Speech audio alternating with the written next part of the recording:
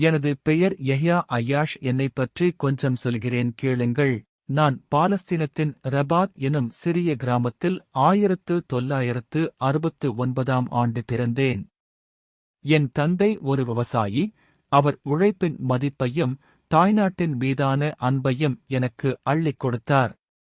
சிறு வயதிலேயே பாலஸ்தீன மக்களின் துயரத்தை நான் உணர்ந்தேன். 1975ஆம் ஆண்டு என் கிராமத்தில் இஸ்ரேலிய இராணுவம் நடத்திய தாக்குதல்களைக் கண்டேன். அன்று முதல் என் இதயத்தில் ஒரு தீ உருவானது. 1984ஆம் ஆண்டு நான் நஜாஹ் பல்கலைக்கழகத்தில் மின் பொறியியல் படிப்பைத் தொடங்கினேன். ஆனால் என் மனம் எப்போதும் என் மக்களின் விடுதலைப் போராட்டத்தில் ஈடுபட்டிருந்தது.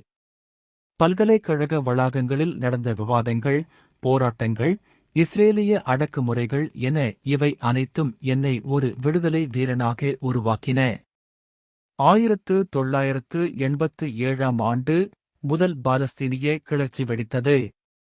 அப்போது நான் ஹமாஸ் இயக்கத்தில் சேர்ந்து என் திறமைகளை என் மக்களின் விடுதலைக்காக அர்ப்பணித்தேன். எனக்கு மின் பொறியியல் பாடத்தில் திறமை இருந்தது. அதை போராட்டத்திற்கு பயன்படுத்த முடிவு செய்தேன்.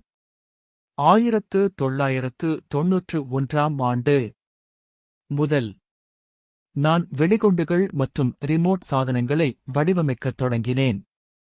இஸ்ரேலிய இராணுவத்தை தாக்குவதற்காக நான் உருவாக்கிய வெடிகுண்டுகள் மிகவும் திறம்பட இருந்தன. எனது தொழில்நுட்ப திறமை காரணமாக என்னை தொழில்நுட்பத்தின் வீரன் என்று அழைத்தனர். என் படைப்புகள் பாலஸ்தீன மக்களுக்கு நம்பிக்கையையும் இஸ்ரேலியருக்கு பயத்தையும் ஊட்டின. இஸ்ரேல் என்னை ஒரு இலக்காக அறிவித்தது. 1992 முதல் நான் ஒரு தலைமறைவாக வாழ வேண்டிய கட்டாயம் ஏற்பட்டது. ஆனால் நான் என் பணியை நிறுத்தவில்லை. ஒவ்வொரு வெடிகுண்டும், ஒவ்வொரு தாக்குதலும் பாலஸ்தீனின் சுதந்திரத்திற்கான ஒரு குரலாக இருந்தது. என் மகன் அப்துல்லா என்னிடம் கேட்டான், அப்பா, நீ ஏன் எப்போதும் மறைந்து கொள்கிறாய்? அதற்கு நான் சொன்னேன், மகனே, நான் உனக்காகவும் நமது மக்களுக்காகவும் போராடுகிறேன். இஸ்ரேலிய மோசட்டாப் என்னை கண்டுபிடிக்க ஒரு கைபேசி வெடிகுண்டை பயன்படுத்தியது. என் தந்தையிடமிருந்து ஒரு போன் வந்தது. நான் அதை ஏந்தியதும் வெடித்தது. அந்த நொடியே நான் மரணித்தேன். ஆனால் என் மரணம் என்னை ஒரு பாலஸ்தீனிய புரட்சி சின்னமாக மாற்றியது.